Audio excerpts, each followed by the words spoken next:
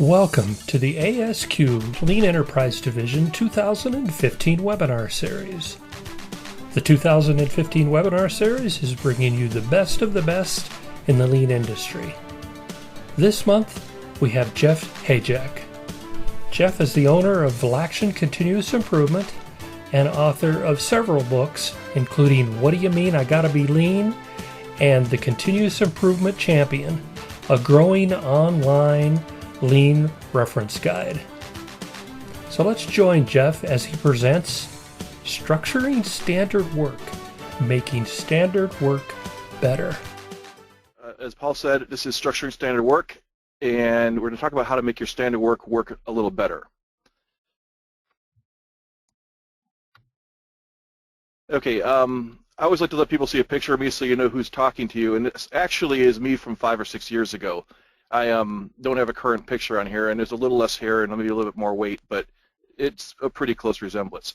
But whenever I start talking, one of the things I like to do is say, well, what does this person have that makes him worthwhile to listen to? And I've been doing lean for about 17 years, and in those 17 years, I've worked as engineer and as a manager, so I've been on the, excuse me. So I've been on both the doing side, I've been a consultant, and now I've been doing a lot of writing and capturing all the information I gathered over those years and putting it into some format that people can use. And what I've found is that there's been about 2 million visits now to all the different posts and sites and YouTube videos and things that I've had out there. So whatever I'm saying seems to be appealing to some people, and I try to do it in a way that appeals to frontline workers, frontline leaders. So that's kind of my niche. The materials I get from this presentation come from some of those 1,000 things that I've written, and one is Structuring Standard Work, and that's really a leader's guide to making standard work, and that's where I got the name for this webinar. And I also stole heavily from my standard work module. Now, as I go into this, there's goals about what you want to take from this, but I have a few goals, and the first one is to not bore you. I hate when I sit in a webinar and I have trouble staying tuned to it, so I'm going to try to keep you from drifting off and doing other things. But the more important one is I want everybody to take at least one thing from what they learned today. So I'm going to go through some background about standard work. I'm going to kind of talk about how to think about it a little differently, but then I'm going to give you some actual tips on how to structure your standard work a little differently than maybe you're doing right now. And I'd like everybody to be able to try that at least one thing. And if everybody who's here does that, it makes it a worthwhile webinar for me. So the first thing I want to talk about is this whole idea of standard work. Now, standard work is a lot like sports, where if you can get a basic understanding of standard work very, very easily. It's not all that complicated to put standardization in place, but to work at a world-class level, it's much more difficult, and that's where I'm going to talk about later. But on this whole intuitive side, the brain works in a way that matches what you would do with standard work. So let's talk about the concept of takt time. If you were a short order cook or own a restaurant, you wouldn't just keep producing at whatever rate you could. You would try to match how fast you produce to what your demand is at the moment. So you'd adjust your demand, or you'd adjust your production rate to match the demand. And that's really what takt time is. So it's not a foreign concept to us. As far as standard work in process, that's how much material you have in your system. It's pretty intuitive when you think about how you do laundry. You might have a load in the washing machine, a load in the dryer, a load that you're folding. So there's a certain amount of material that you need to make sure your system flows smoothly. If you have too much of that, it's not going to run efficiently, and if you have too little, you're going to stop your production. And the final thing is the sequence of operations.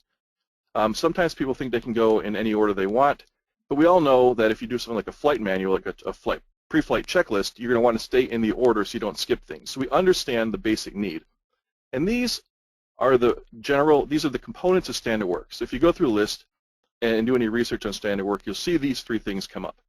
Takt time is the required pace of production to meet your demand. Your standard work in process is a defined amount of work in process. So we don't just throw work materials into the system. We define how much there should be. And finally, we have a defined sequence operations. And the takeaway here is it's for a single operator. So often what we'll see is a listing of work to do. We'll throw 2 people at it, and they'll try to figure out who does what steps. But for standard work, you want to have it defined to a single person. So what does it look like in practice? Well, this is a fairly sophisticated U-shaped cell. It has its standard work in process at some different stations. You have a few people in there working, and they have their precise sequence of operations for each person, so that shows the flow. You may have a piece of what's called transition whip, and this is what you might do if you have a system like this where the timing gets a little bit off, and you just put an extra piece of work in process to make it flow smoothly. And of course, it shows the material flow. The standard work that's really good will define how your material moves, so it has to go through a specific route. And if you're really observant, you'll see this little A here and an extra piece of standard whip, and it's automatic machine. So that means the machine, you put something in, press a button, and it starts, and then you walk away. So why do we use standard work? Well, it's the same reasons why we use recipes when we're cooking. So to go back to that shorter grill situation, we want to get a consistent output. And that's really where this ties into ASQ. We want to make sure that everything is identical every time and that every person is making things the same way. We often find if it's not a lot of structure, we will have different people doing work their own way. And somebody mentioned service earlier. This happens a lot in service where many different people do the same job, maybe taking orders or how they work with customers, and each person has their own specific way of managing that. Now, the other thing that standard work does for us is makes planning a lot easier. So if you know your meal requirements, you know how long things take to produce, you can decide whether or not you can meet a specific order, you can predict when you'll be able to fulfill those orders. So planning becomes easier with good standard work. And it also helps you manage materials. If you can limit how much work is needed and manage that better, you can reduce the size or the footprint of the work areas. So that's why we use standard work. But there's a much more important reason we put standard work in place. If you think about how production goes, there's many different things that all have to come together. There's the people doing the process, there's materials, there's all the machines that you're using, there's information that goes into producing, what to produce, what configuration, all that sort of thing. And standard work is really this glue, and it puts everything together right in the middle of all these different components. And the better your standard work is, the more efficiently and more seamlessly all these things come together. So as I move forward into the rest of this presentation, I do want to talk about some of these terms I'll be throwing out at you. And the first one is Kaizen. So Kaizen comes from the Japanese term of Kai and Zen, and it means change good or change for the better, something like that. Now, in the modern lean, Kaizen has come to mean a week-long improvement project to many people. And when I use the term, it's more broad than that. It includes those week-long projects, but it also includes daily improvement or any type of improvement activity that you're doing. So I use Kaizen in a very generic way. Another term you might hear me throw out is andon, and andon is basically signal light. And these lights can be actually affixed to a machine, and the machine will tell you something is going on. You'll see a yellow flashing light if something goes wrong. Or it can be a light stack like this, where a person at a workstation presses a button, and that button tells other people what's going on. There's often a sound associated with that, some kind of buzzer or chime. Takt time, it comes from a German word for baton, and it's what a conductor uses, but it's basically about keeping that rhythm of production. And it's determined by taking your time available divided by your demand during that time. So if you have, in a typical workday, 480 minutes, and we know we'll take some time out for breaks and meetings and things like that.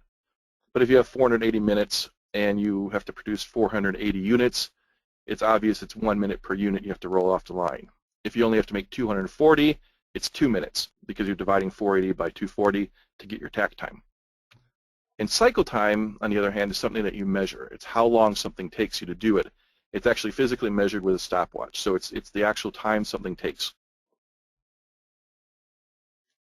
Now, also involved in standard work, there's a bunch of forms and tools. And what we're finding now is that there's a lot more automated systems and a lot more programs and computerized systems that track and manage standard work, where you might have an LCD display in a workstation that walks you through the steps. Now, my target audience tends to be smaller businesses and a lot more frontline, where people have to do it themselves and they may not have those resources.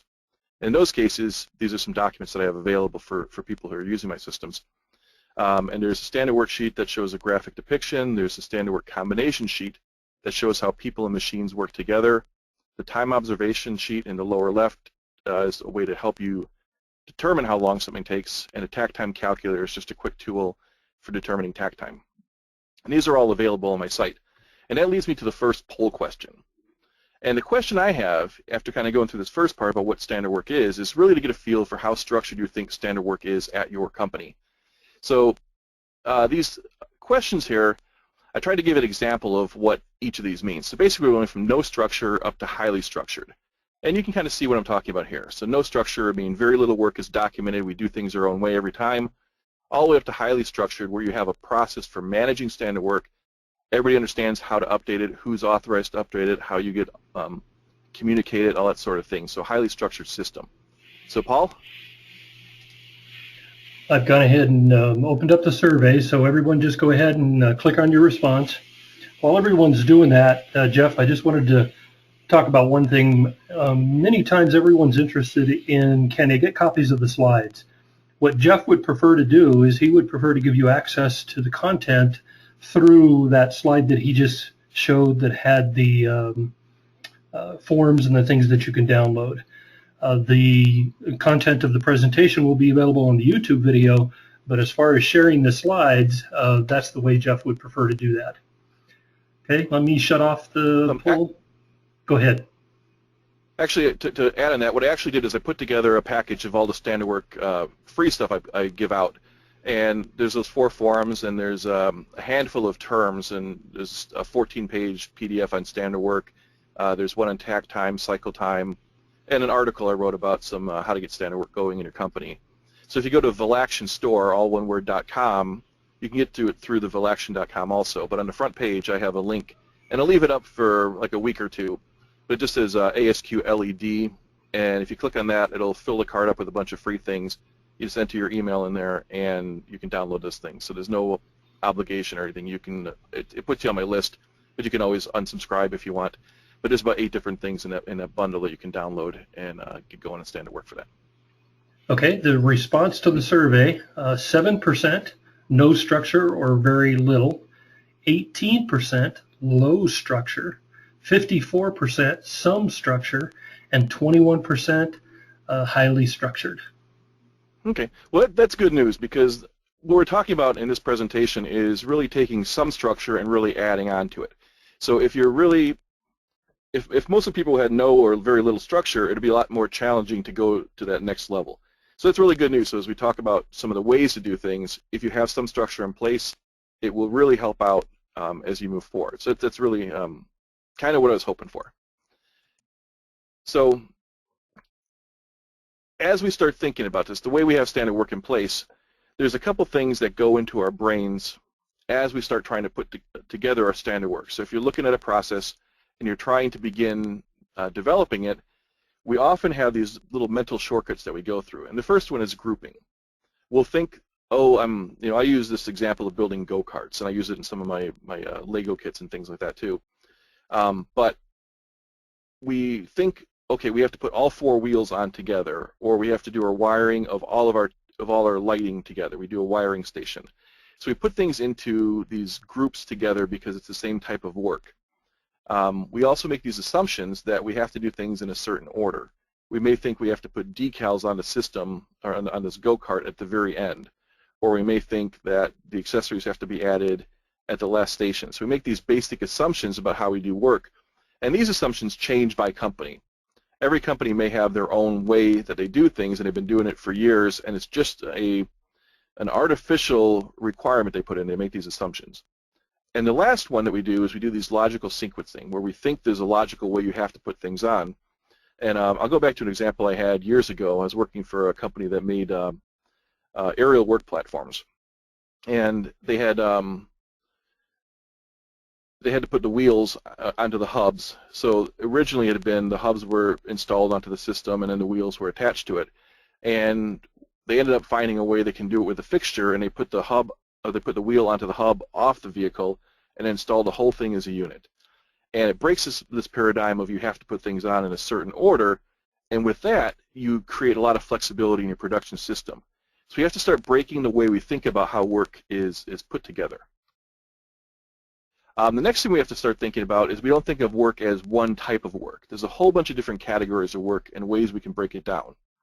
So the first thing is just sequential work. And this is what, So this is the work that goes in a particular order. So you have to do step 1, 2, 3, 4, 5, 6 in that order. If you do it out of order, it won't work. But you'll notice a couple of these things are different colors. And that's because some of this work, in reality, doesn't have a specific spot it has to be done at. So if I take this step 2 and pull it off the line and make it an independent work, I can put it between steps 1 and 3, between steps 3 and 4, and so on down the line. I can put this piece of work wherever I want to. And that makes it independent. But independent work is a very, very important part to getting better structure for your systems. The other thing we can do is we can look at it and say, well, could we make this subassembly like I talked about with that hub and the wheel and put a whole chunk of work together offline and then attach it to your main flow of work? Now, I'm going to step back a little bit and say some of these things don't apply for every system. You know, if you're doing a small item with just a few pieces, some of these ideas won't really work well. If you're doing a bigger system, if you're building refrigerators or if you're building air conditioner units or things like that, you'll find a lot more application. So the more complex something is, and the more steps, the more these types of opportunities will present themselves. You also have work that can be broken down into single operator or multi-operator. And I'm not talking about work where 2 people do it in the same station. I'm talking about something where 2 people have to work it together. And you try to avoid these anytime you can, but often it's really something that's difficult to get rid of. So you might have a multi-operator step where one person has to hold something, another person has to install the bolts, or these typically are related to heavy items or items that have some sort of alignment that's needed. And the other type of work that goes with the number of people is whether or not the work is scalable. And by scalable, I mean, can another person come in and do part of the work and help along? So if I go back to that wheels installation example, if you're putting 4 wheels on in one group in one station, if you bring another person to there, they can put 2 wheels on, one person puts 2 wheels on, and you can speed up the time. So you can take a big chunk of work and break it into a work by adding people to help it out. Now, of course, you have to have tools to do that, but the work itself can be broken down into chunks. Now, I added this slide in here because of the audience today. So one of the problems we always have when we talk about standard work is this balance of taking productivity versus quality. And if you think about how the timing at work goes, any cycle time is really a bell curve for as far as the normal variation within that. So in this curve right here, the peak, I don't know if you can see the, Paul, can you see the cursor? Paul? Yes, I can, yeah, at the top of the bell curve. Okay, yep, I just want to make sure that when I start moving the cursor around trying to demonstrate things that it's coming across. So at the top of the bell curve, let's say this is 10 minutes, let's say down here is 14 minutes. You have to make a decision about what you're going to define that work as being. If you say 14 minutes, and you put your tack timeline over here, your tack time is 14 minutes, and you put 14 minutes worth of work here, based on the extreme over here, you're running into the problem of a lot of lost productivity because you have a lot of excess time for most of the situations. Now, if you move it across like this and move the tack time to where you set it at the work and define the work as 12 minutes or 13 minutes, you have less lost productivity, but now you have this other region down at the bottom right over here. And what that represents is the time where you're going to be behind schedule. So let's look at this in a little bit more detail and say when we take a look at a series of tasks within a step, it's really a bunch of small variations for each task is going to take a certain amount of time, plus or minus. And there's some math that goes behind it, and it says the central limit theorem says if you take all these different distributions and put it into one, you'll get a normal distribution. And that's what happens here. And again, if you put a tack time, wherever you put it in there, you'll have either lost productivity or this frantic pace in the line stop. And the frantic pace is what affects your quality. So that's where you have this big issue of if you speed up too much, you start impacting how effective people are at doing the work. And that doesn't even include these non-random variation things that go into. These are the special cause grenades that get dropped on production all the time, where a tool breaks or a machine goes down or a part is missing or a tool is lost. And these aren't the things that are how fast you walk between steps or how quickly you can tighten a bolt. These are the special causes. These are the unusual things. So as you start thinking about this, I want to ask you, there's a lot of lip service paid to quality. And some companies live it, and some companies don't quite follow up on what they say. So this is really a question to see where we fall on the scale as we're talking about quality versus productivity. The first item here is saying, we say it's quality is important, and we have the actions that support it. So we do what we say we're going to do. And the middle one is kind of a middle ground.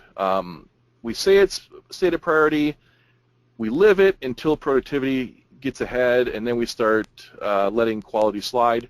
Or productivity is king, everything's about productivity, and we deal with quality as a fallout from pushing the envelope in productivity. So I'd like to find out where you guys stand. Give me just a second and we'll close it here. Jeff, I just love that special cause grenade. Where did you come up with that one?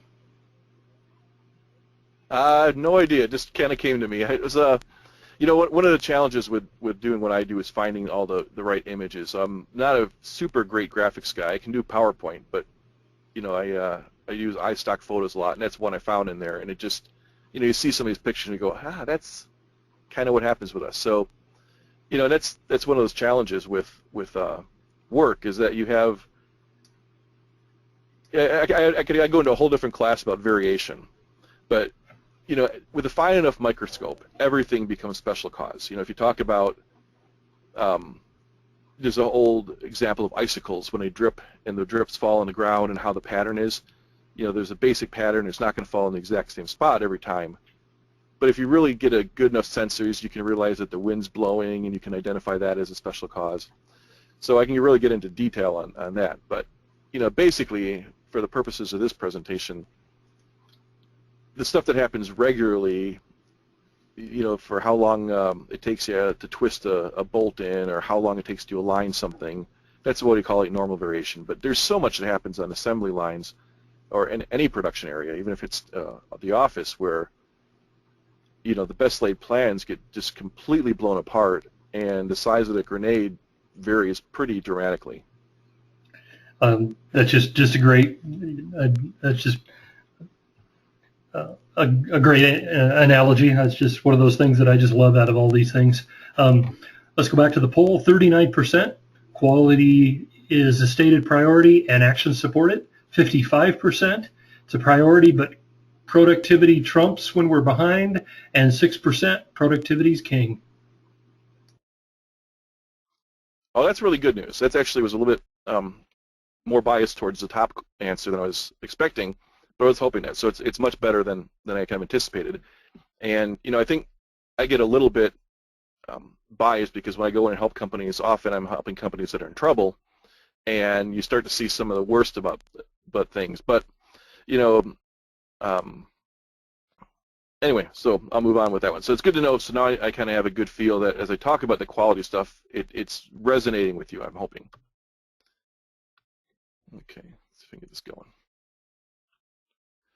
Okay, getting back to this whole idea of the bell curve.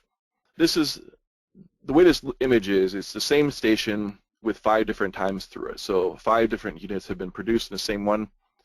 We often have these buffers that are built into our timing, and most of the time that buffer is just wasted time, but we do run into problems and that time gets used up, and that's what I'm talking about down here. You'll be working somewhere along the way, you'll hit an issue, you'll deal with the issue, you'll use up your buffer time, and you hit your takt time anyway, and you're done. Now the problem with these buffers is that they're often unplanned. So we may decide we put this buffer in as a way of managing for our standard work, but we also may find that this buffer just kind of happens. And it happens for a couple of reasons. One is when you're timing it, people go at a little slower than reasonable pace to try and make sure they have a little extra time. People make improvements along the way, and they don't announce those improvements, so that time is created by the work people are doing. They move a tool a little closer, they adjust a bench a little bit, and they find a little extra time, and they keep that time for themselves as a buffer because they know there's going to be a problem with getting help if they ever run into it. And that whole getting help thing, it really has 2 things that you need to have. And you need to have some kind of clock or some kind of timing mechanism to know where you are in your takt time. So obviously you have to have a takt time and you have to be using it, but you also have to have a way of knowing where you are in your production cycle. And you also have to have a way of calling for help. And I'm going back to the "and" on here. So the and-on is a tool that you can put in place. Now, if you don't have the money to do this, you can do all kinds of creative things. You can get a little service bell where you ding it and put up a red flag or a yellow flag above your workstation. So it does the same thing. It's not as effective normally because it's not as loud. You may have to call for help twice. But seeing a red flag hanging above a workstation is just as effective as seeing a red light. So if you don't have the and-on lights in place, you can do something else with it. So that leads to this next question then, and this is going to be our final question here so I can kind of get to know you a little bit better. What kind of infrastructure do you have in place? So I'm going to let you answer this one here. If you're office or service only, these things aren't as relevant. But if you are in the shop floor, let me know if you have and-on lights and takt time countdown clocks, if you only have and-on lights, if you only have takt time lights, or if you have neither one. So let me know what you have. So let's give them just a second to close the poll. And I'm not sure where it all comes from, Jeff. I mean, this is the first time I've been around you, but I just love the way you do the simple explanations. You know, something that all of us can understand, and it's not the the highly technical stuff. Just love that about the way you're presenting here today. Well, one of the things I try to do is I try to get people.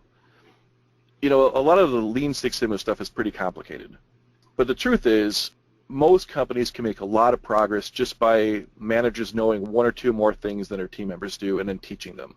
So you don't have to be an expert at all of these things to teach your team a little bit. So, problem solving, you can teach your team the 5 whys pretty quickly. It's a pretty easy thing to do, and you don't have to be a super expert at problem solving to teach basic things. So a lot of what I've done is try to create things that leaders can use to teach their own teams. So kind of a self-help towards the frontline leaders is really what I try and focus on. So I'm glad it's coming across like that. That's my intention. Here's the results we have. 36% are office and service only, no shop floor. Okay. 5% and-on lights and takt time both. 14% and-on only. 2% takt time only. 43% neither and-on or takt time. Okay.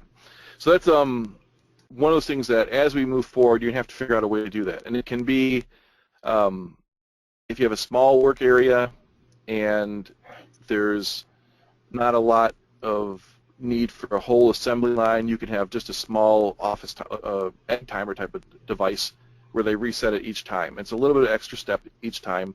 You can get more sophisticated as you go along, but I recommend getting started right away and getting people realizing that they're on a clock whenever they're producing, that there's a certain pace they have to go. And I'll talk about why that is so important a little bit later. I think the and-on lights are pretty self-explanatory. If you run into problems, you need to be able to get help, and you need a way to signal that doesn't take you out of your work area. And that whole idea of, oh, go ahead. I was going to say, Jeff, just before we go on, just want to let everybody know, if you have any questions, start putting them in the question box so that we can get it all coordinated here so that Jeff can go through them. Okay, thanks, Jeff. Okay, well, so the end-on light is about calling for help. And, when you pick up that bat phone and you call for help, you want somebody to come running. And in our case, we're talking about an escalation team. And this may come from a variety of different sources, but it could be a floater who works in the work area. It could be supervisors in the area. It could be technicians that help in different areas, managers, engineers, or even a resource team that's dedicated to continuous improvement. But the key is you want structure to this. So this goes beyond the physical infrastructure and starts talking about processes and your team development. Now, I want you to change your mindset about when you ask for help. I don't want this escalation team saying, hey, why are you calling for help? What I want them thinking is, why didn't you call for help sooner? And that's a real important distinction, because we far too often look at calling for help as a bad thing, is that somebody's not able to do their job properly, that there's some failing when you call for help. And I want people to think about that in the opposite way. I want the failing to be that when you ran into an inevitable problem because you're cutting all that fat off of your system, you're going to have problems. The key is, how do you identify it early and deal with that? So we want to make sure we get away from this whole concept of calling for help is bad. So how do we do typical standard work? Well, I talked about this whole idea with the buffer.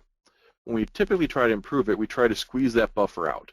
And what happens then is we end up having line stops. We end up having problems that, if we're not on a production line or an assembly line, the line stop may not be a relevant term, but we still do lose production. We still fall behind our pace.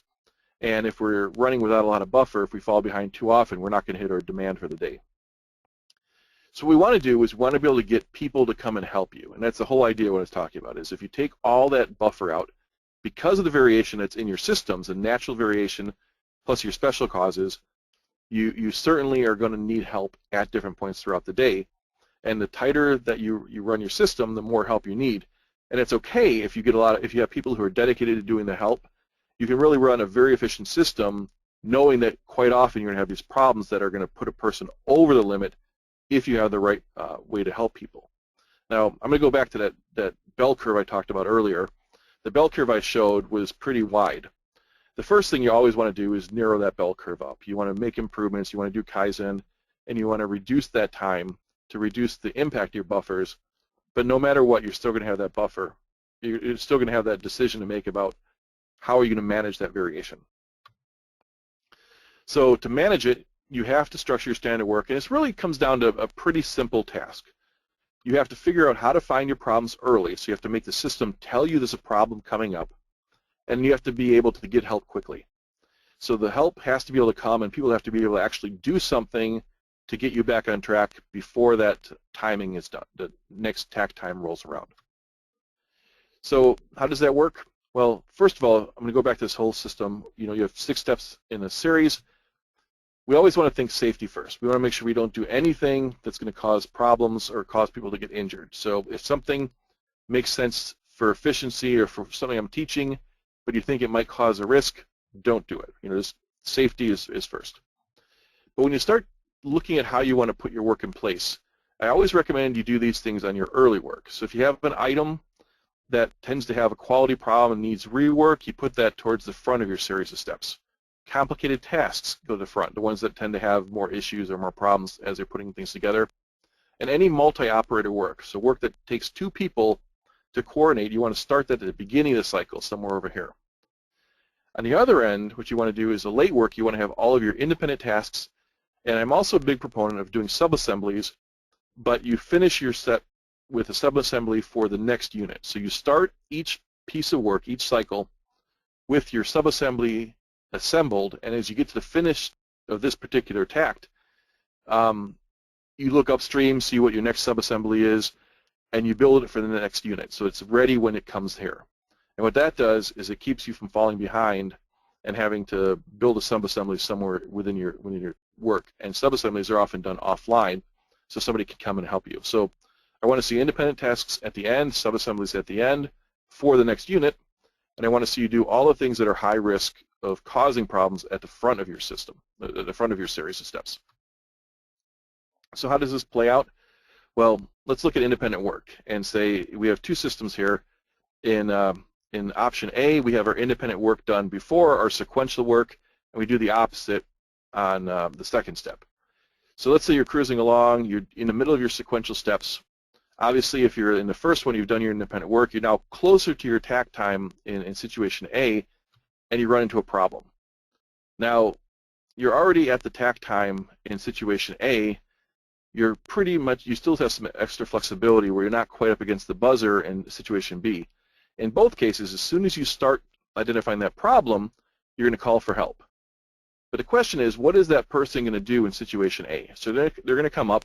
You have a bunch of work that's now at a standstill because you have a problem. The assistant may be able to make that problem go smoother, but if it's a broken bolt and you have to drill it out, or if it's a part that's bad and you have to go run and get a new one, the extra person may not be able to speed things up. But now think about what could happen in situation B. The assistant can come by and just start doing that independent work that doesn't matter, that's not related to that sequential work. So that work can be all done. The assistant can be working on that while the operator is working on the problem, and then they finish up their sequential steps in both cases. You can see which one's the problem and which one's not. Now, the real problem isn't just that the line stop happens. What happens is that assistant now tends to stand around and linger while this line stop is happening. So nobody wants to leave an operator while they're over the time.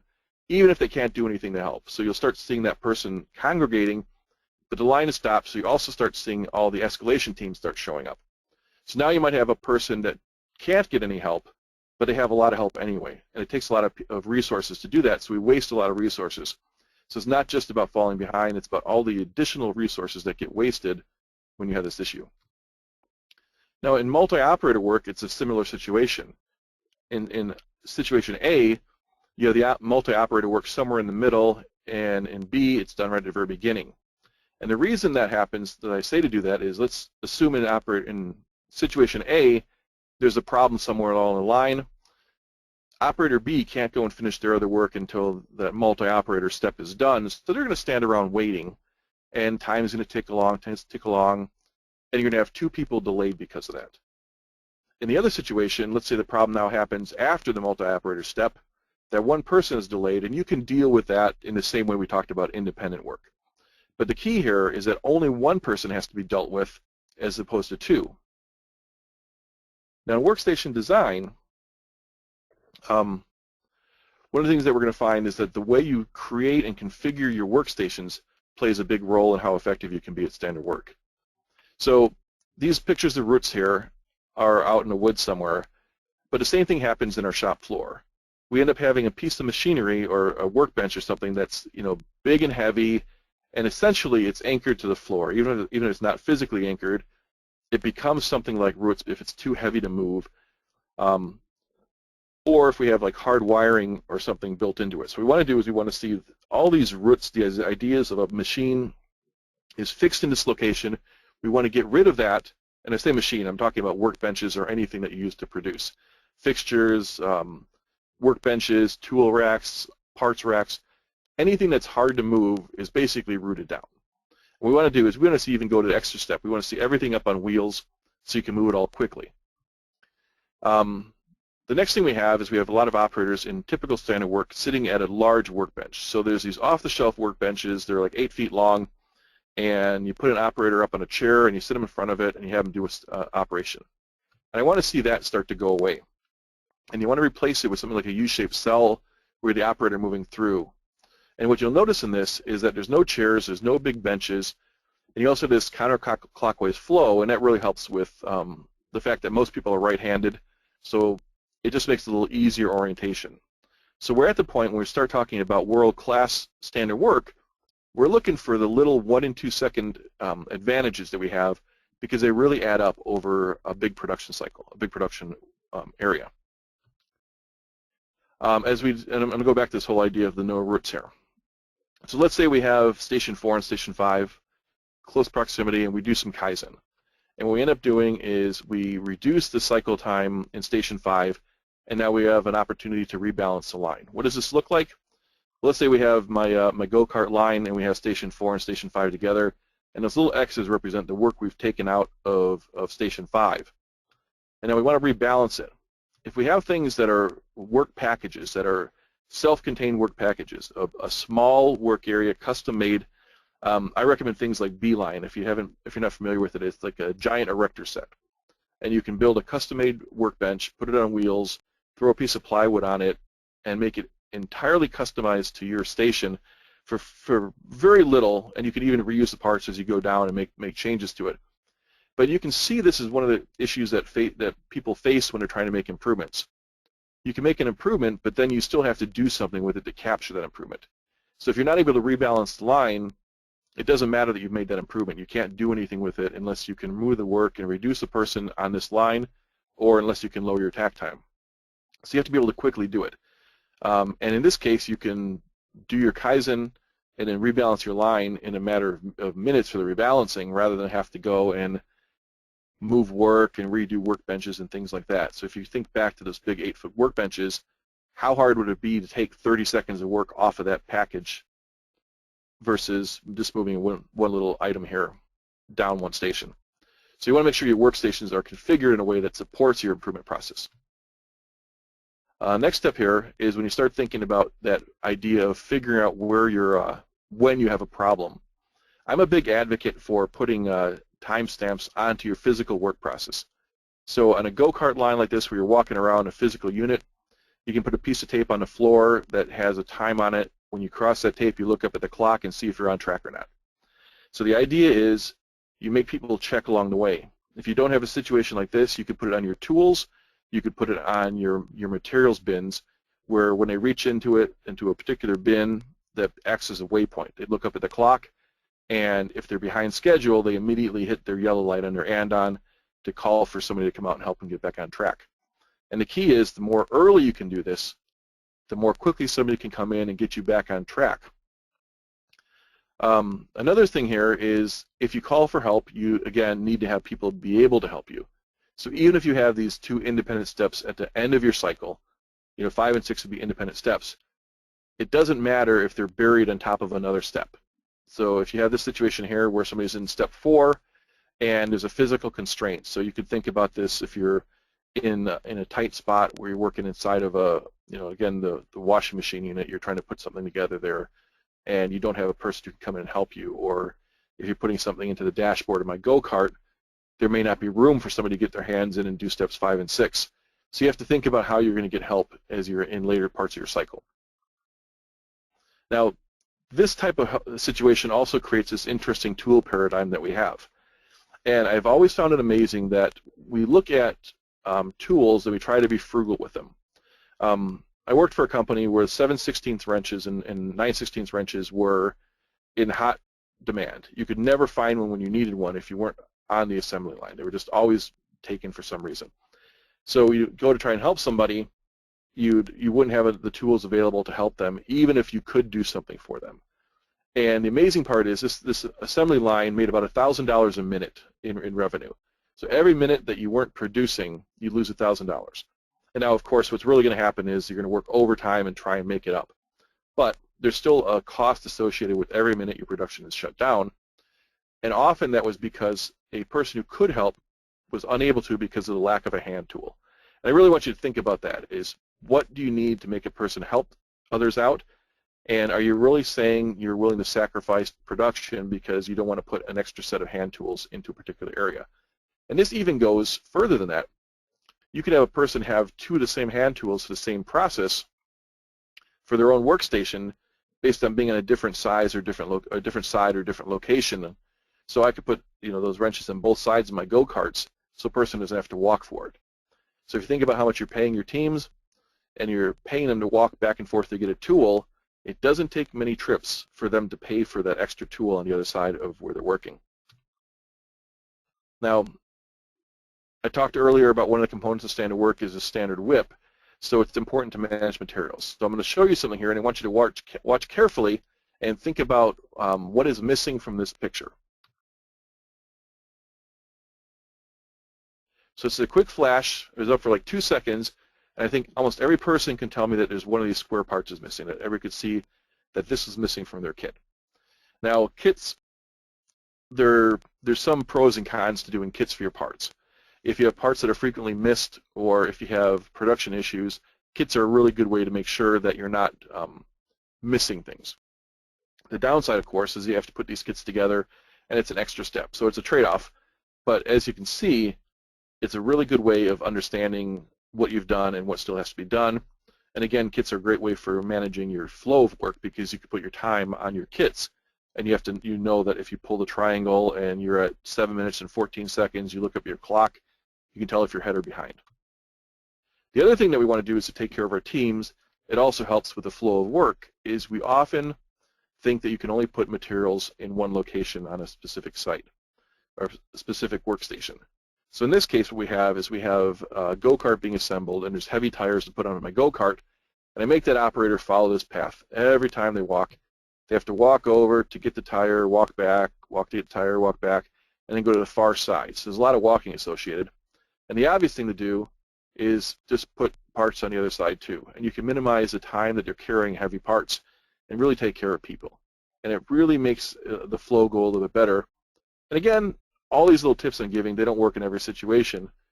But for some of you, they may be something you can put in place and save a little wear and tear on your operators, make them a little happier, and speed up your flow.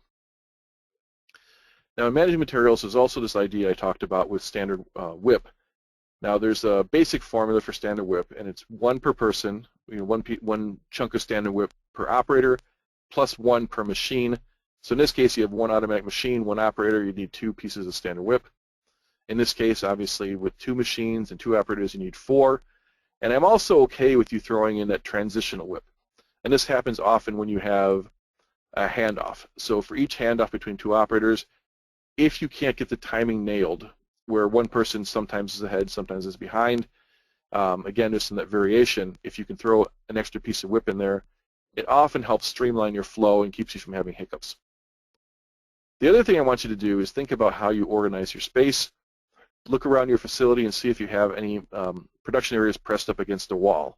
What that does is you get more and more streamlined and have less buffer. You find the material handlers get in the way of the operator. And if you have plenty of buffer, it's not a big deal, but as we start stripping out all that extra time and relying upon help, we don't want to have this going on. So Paul, did you come back live? Yeah, I just want to interrupt you for just a second. I had a question, and someone asked, what is go-kart? And I'm assuming maybe they're just confused as what you're exactly talking about there. Oh, so I use it as an example. I have a fictitious company that makes go-karts. So that's the actual work I'm producing. So the go-kart is the product. So sorry, I guess that helps out a little bit as I talk about this. Yeah, so I have a go-kart company, a fictitious company that produces go-karts, and I use it for a lot of my examples, and I use it in some of my training packages. So that's all that is. So it could be a refrigerator, it could be anything else. So again, this one here is just saying, let's move that workstation away from the wall a little bit and give the material handler an opportunity to refill from behind. So the idea here is you think of it like a surgeon or a chef where you have a team that supports them so the person can do all their work. So the goal is to not interfere with the production operator, not do anything that's going to cause them to be off their cycle at all, because we're now talking about premier standard work has very little variation in it, and the variation has to be managed by getting help and bringing it in there. So anything you do to keep a person from having somebody get in their way, it really helps a lot. So now I'm going to jump into a few advanced concepts before I wrap up and start opening up for questions. Now this one here, this is one of those ones that is kind of a thorn in people's sides when they have to glue things. You know, glue, or this also is like if you're curing something or if you have some paint, what happens is you might have a tack time of 10 minutes, but it takes you an hour to glue something and have the glue set properly. What you find is people will do a batch of parts and start with a batch of 6 glued and set and cured parts for their system, and they do them all at once and they have this batch that moves through the system. But you can emulate simulate, or whatever the right term is, pure flow by putting the you glue in here in your step, you put it in the top of the chute, and then you pull from the bottom one instead of using the exact same one. And now as this line goes down, each time you have a cycle that has another 10 minutes, say, these are going to be more and more cured. So this will be a little bit cured here, more cured, and completely cured down here. And you can pull that oldest part from the bottom of the chute and continue working. And it's just as if you have flow without having to do any kind of batching. Now this last advanced concept I'm going to talk about is something called chaku-chaku, or load. It's a Japanese term. If you've been around lean for more than about an hour, you realize that there's a load of Japanese terms that go into it. I use the Japanese term because it's pretty well understood, but you can also just say a load line. And hanadashi is a term for an auto ejector for parts. So let's think about a machine, an automatic machine that does not have any way to eject the parts and what the physical steps are. An operator has to walk up to the machine. They're carrying the part that they're about to load. They have to put it down. They have to unload the part that was in there. They have to walk back, grab the other part, load it in, and then pick up and walk away. Now, if you have a machine that actually ejects it automatically, you'll see a much different situation. The part is ejected, so the machine is empty as you walk up to it. The operator walks in and loads it, picks up the other part, and walks to the next machine and starts it as they go. So the whole idea of load is you put 3 or 4 of these machines in a sequence. You'd load a part to one machine, pick up the ejected part, load it in the second machine, pick up the ejected part, load in the third. So it's a load machine, and that's what this means. Now this is, if you think about standard work, basic standard work is elementary school. Some of these other concepts are high school and graduate level. This is like PhD level stuff.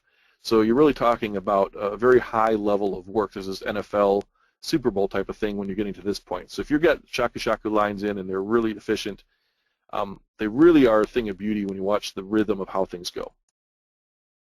Oh, I lied. I have one more advanced concept. And this is one that's probably a lot more applicable for people, especially those of you who have fairly small things that you're building, but you have a high variation in your cycle time. So, I'm sorry, high variation in your demand. So you don't want to have a variation in cycle time. What I'm talking about here is maybe you're building something like, I just bought an external sound card for my computer. I bought some speakers. So maybe you're building external sound cards and your demand is very cyclical, or not cyclical, but very high variation in how many you're selling. You may have to have 1 week where you have to produce 5,000, the next week 10,000, the next week 2,000.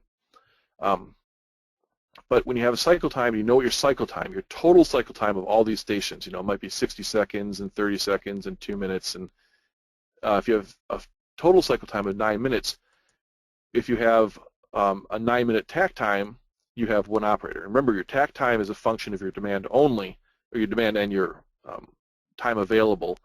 But in reality, you don't change your shift time very much. What happens is your customer demand changes. So you would have one operator here, and you'd run this. In a rabbit chase, the idea is a person goes through all the stations every time, and you can add demand by putting another person in. So let's say you have a 4.5-minute tack time. You put a second person in, and now every 4.5 minutes, one of these people is kicking a piece of work out at station 6. And again, if you have an even higher demand, you can put a third person in. So the whole idea is you have people that are all following each other through doing every single step.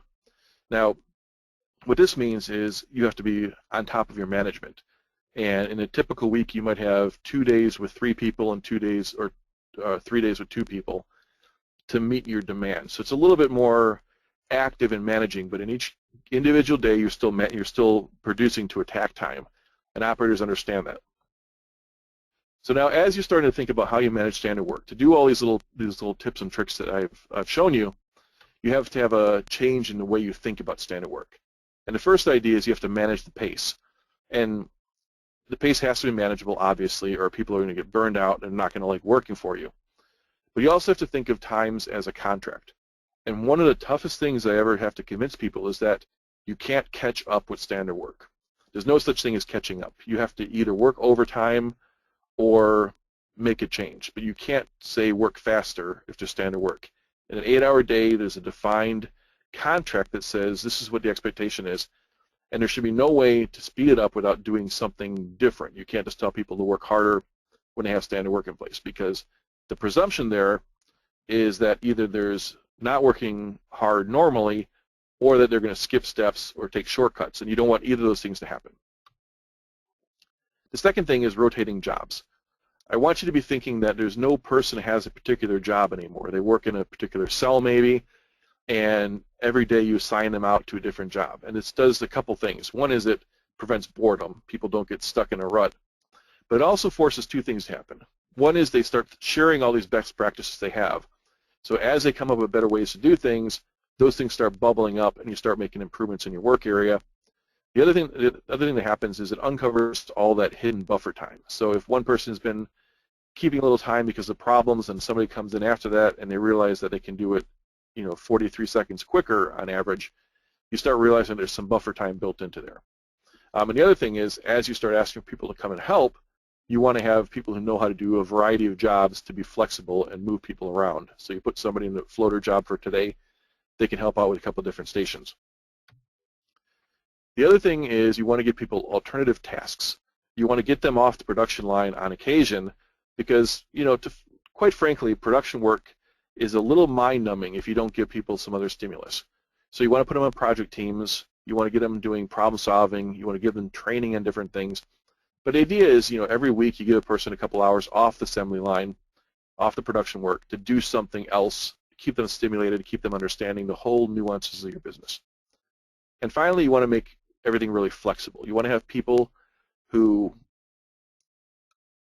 as you train them, you want them to be able to do problem solving and understand Kaizen, but you don't want to have rigid limits on what they can do in their work areas. If they want to move tools around and change things up, you want to make it easy for them to do it and try things out, and you don't want to get mad at them. You don't want to get angry if they make something and do it wrong. You want to teach them from that. Now, of course, there are some engineering changes you don't want people making. You don't have to let them do everything, but you want to make most changes easy to do. And that kind of wraps up what I was going to talk about today. So I have some information here. I'm going to bounce back this slide in a second. But one of the things I try to do, I try to make sure I kind of live by the copyright stuff that I use. This is a presentation. All the slides and pictures here are all copyrighted. But there is a really useful resource called Wikimedia Commons, and they put a lot of pictures up there. There's a lot of people who put things out there for your use. Some of it is shared on a variety of licenses, but a lot of it's all public domain, and you can use those things in your presentations. So I encourage you to take a look at that if you do any kind of presentation work. It's a good resource for you to have. Just make sure you follow licensing again so that you're using it properly. So at this point, let's open up for questions. We have enough questions. We're probably going to go for on the order of about another 10 minutes. Is that okay with you, Jeff? Oh, sure, yeah.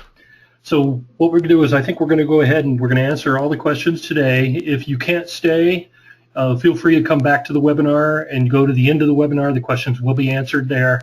But rather than trying to do something different, let's go ahead and answer them now.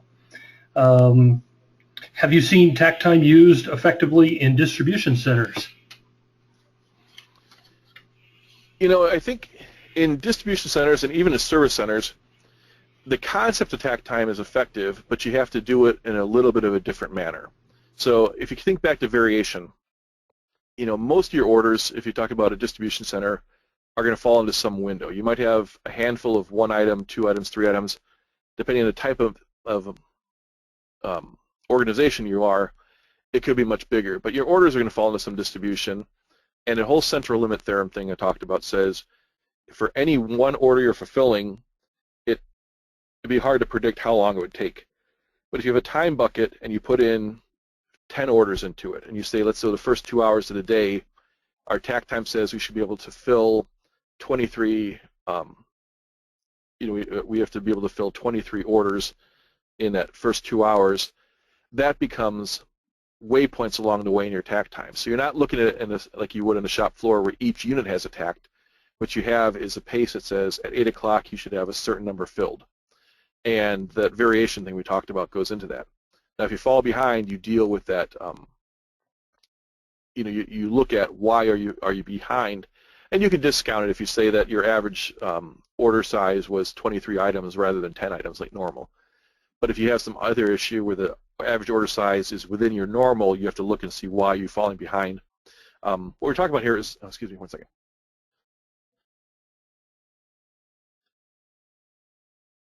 I got a little hoarse there and I wanted to clear my throat, but what I'm saying is you have a thing called daily management, and that's a way of looking at your day in chunks, and your chunks are determined by your takt time and what you should have done each waypoint. So hopefully that answers the question. So yes, I've seen it work effectively in office environments and in distribution centers, just not exactly as you'd see it on a shop floor. We have a couple of questions related to this. How do you do this when you have products that have widely varying cycle times, widely varying even demand takt times? How do you use this when you have that process? Well, I think what you have to do is take a look and say, first of all, why do you have the widely varying cycle times? And either you're doing a mixed model line with maybe what you want to do instead is do 2 separate lines that aren't going to be so highly variable. In this the full version of that structuring standard work, it talks some stuff about feeder lines or how you put things on the extended, extensions of your lines. So, we've done things in the past where you have a station 1 that's only used for a handful of your products, and most things would just pass through station 1. But if an item needs 5 extra minutes of cycle time, you would have them do it on station 1. It would start a little further down, with a little bit of work done before it hits the main part of your line. Or you do a feeder line where part of your line has some sub-assemblies that come in for the extra cycle time. So the real key is to take a look at why is your cycle time so variable, and see if you really should be looking at things in 2 separate product families. So I take a close look at that and see if you should separate them out. The second thing is you talk about your demand. That really is something like I talked about with the rabbit chase, where you can be flexible in how you staff. So with playbooks, if you have a demand that this week is at X level and next week is at twice that, you would staff twice as high next week. You break out your separate standard work for that, and you have to design work stations that can be manned by 2 people or 1 person. So you just have to be a little creative in how you do it. So 2 things I recommend just in summary. One is take a look at your cycle times and see why you have so much variation. If it's either production problems, you get rid of those, or if it's something that's just too different, you need to break it down into 2 separate lines, or augment your current line. And the second one is to manage your demand differently, and see if maybe you have to do some playbooks where you adjust. An example that I worked with a company one time that had maybe 20 different models of pieces of electronic equipment, and they had about 10 different lines building these models.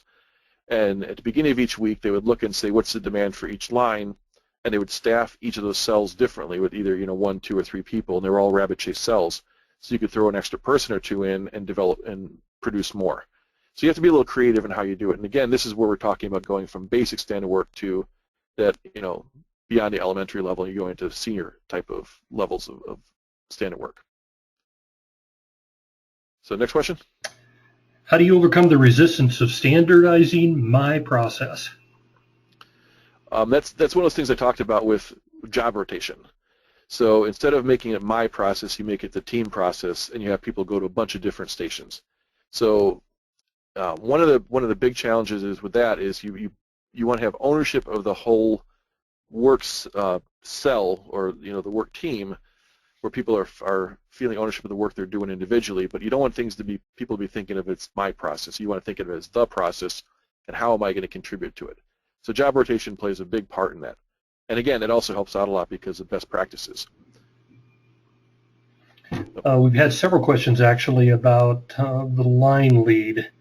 So isn't the job of the line lead within the cell to recover lost production when associates fall behind?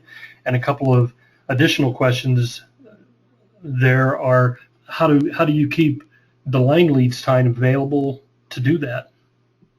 There's different terms I've heard. So there's line leads I've heard called floaters in different companies. Floater is a little bit more descriptive about what I'm talking about here. And it depends on how you organize and how close to the bone you are and how much variation you have for how many people you might need. But yes, you have to have somebody who's right there, able to help out in a moment's notice. And that person doesn't just help out with problems. A floater or a line lead can help out when people have to use, the bio breaks, or, for any type of quick thing when somebody, needs to run out and grab a new tool or anything like that. That person has to be available to help out with that. But the key on this one is the preparation work. So that lead or that floater has to be able to come in and have something that they can do to help.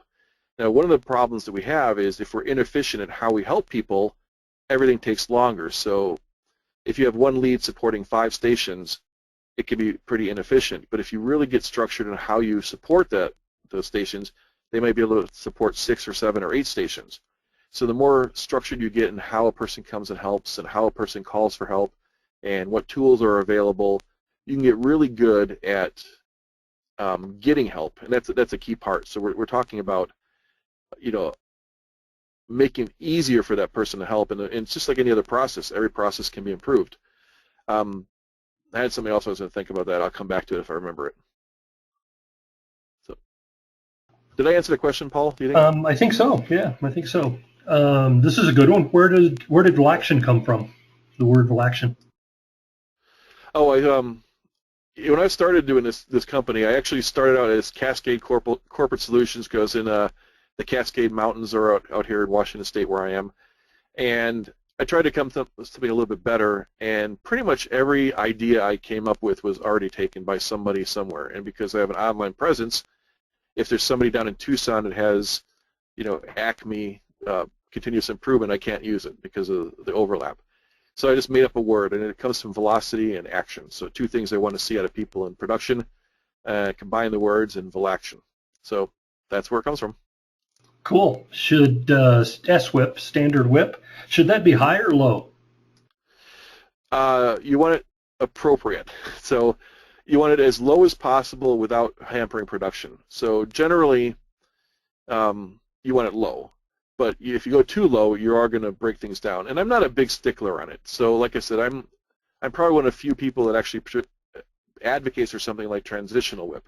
And by that I just mean it's like a piece of work that can aid you in handoffs if you're kind of getting a little bit creative in how you do standard work.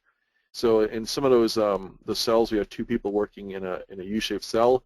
If the one person finishes their station and they go to the next station and there's no work available, everything slows down. So you just put an extra piece of whip in there, and you try and get it out eventually. But the key is make it structured and make it a standard piece. You don't make it just keep filling up a bucket until you're done. You make it so that if there's a piece there, you stop working. But yeah, you want to keep it as low as possible and still have good flow. So that's the answer. Back to your U-cell design. Why counterclockwise? Doesn't it seem like right-handed people should be going clockwise in a cell? Well, if you let me see if I can go back to that one quickly. See if I can.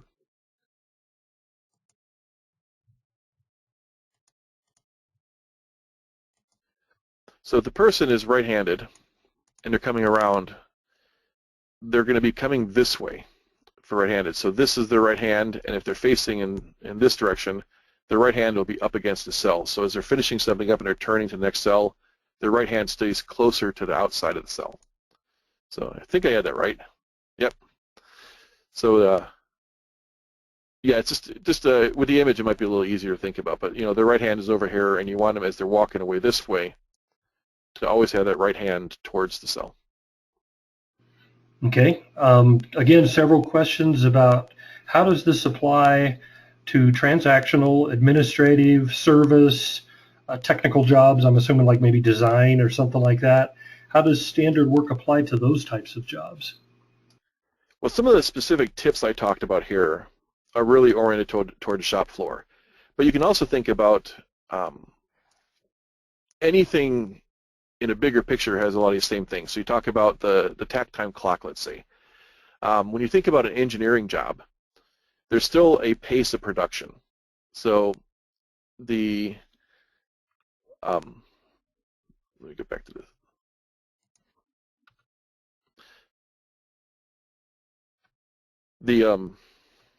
I got myself distracted. Just want to get the screen off there so I don't get distracted. So if you talk about an engineering job, there's still a certain amount of pieces of work you have to do. So let's say we're talking about engineering change requests. You know, ECRs come in at a particular pace. Your demand is established by the shop floor, which is your customer, and you might have to deal with 50 a month, let's say, in a bigger company.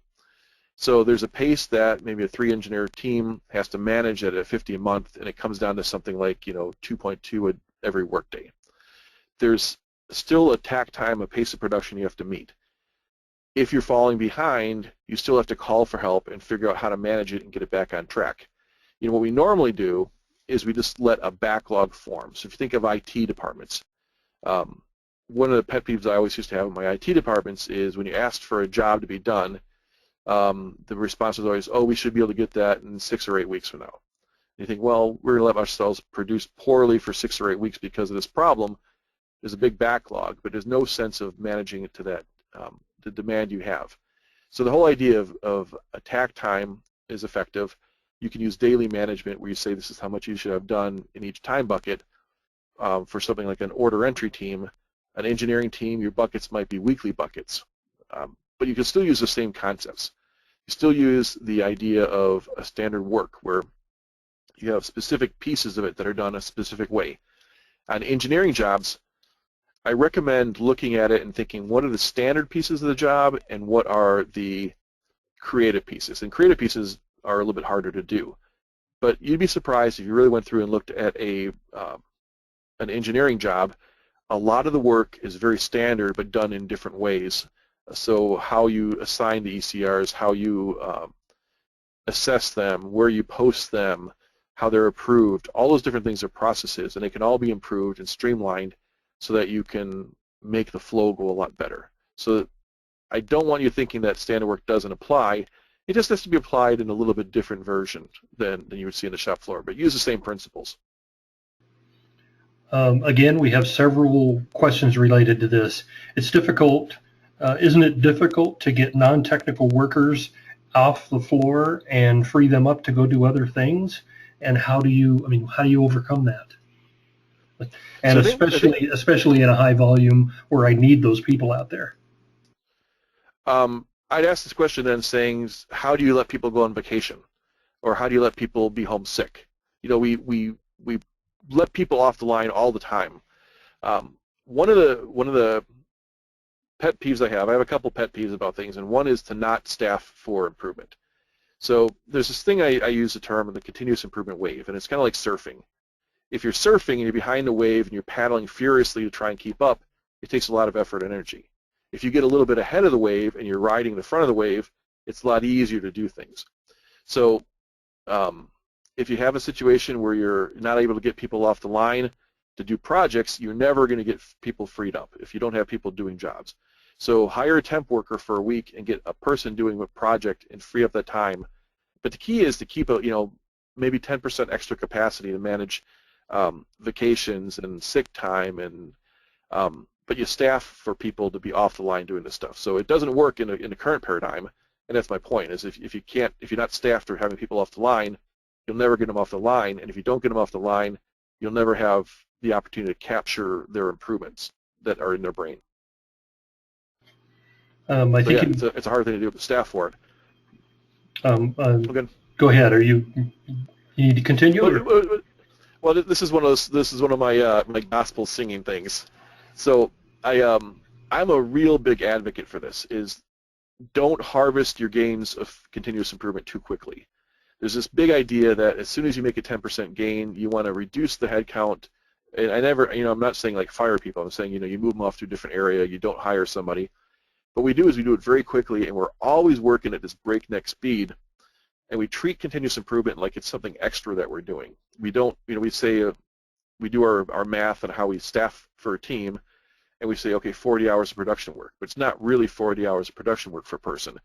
You might only get 33 hours of production work from a person per week on average when you take out all your vacation time and your sick time and your meetings and your cleanup times and all that kind of thing. So you just got to be realistic in how you plan for it, and you have to make a decision on whether or not continuous improvement is important. And if it's important, you plan for 3 or 4 hours of work of a person doing continuous improvement every week. Now I'm done.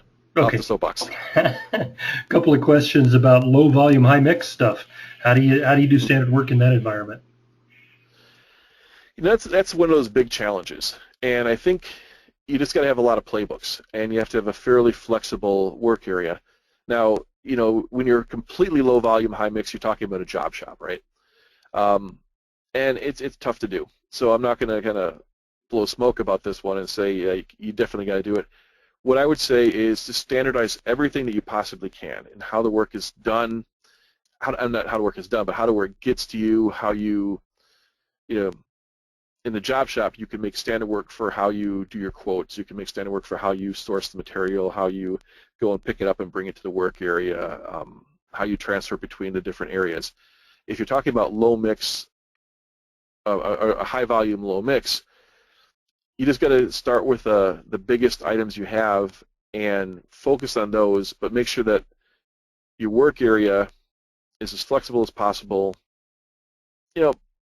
It's not perfect. It doesn't work in every single situation. That's kind of the Achilles heel for standard work. But the key is just to do everything you can in terms of standardizing the pieces that you can standardize. And you might be more suited to do something like daily management. And again, I have a website that has a big chunk of work on daily management there. But it talks about how you create your stuff into time buckets. So instead of running your TACT for each individual unit, you say, for today, we want to be able to get 25 of these done before the end of the day, and by 10 a.m. we should have 7 of them done, whatever the number comes out to be. So. Okay, there's a couple of questions. Standard work tends to have a lot of questions. There's a couple of questions I'm going to answer really quick here, and then we'll get back, and I think we have like 1 or 2 left here. Okay. Couple of questions about documentation and content about standard work, and also books for standard work.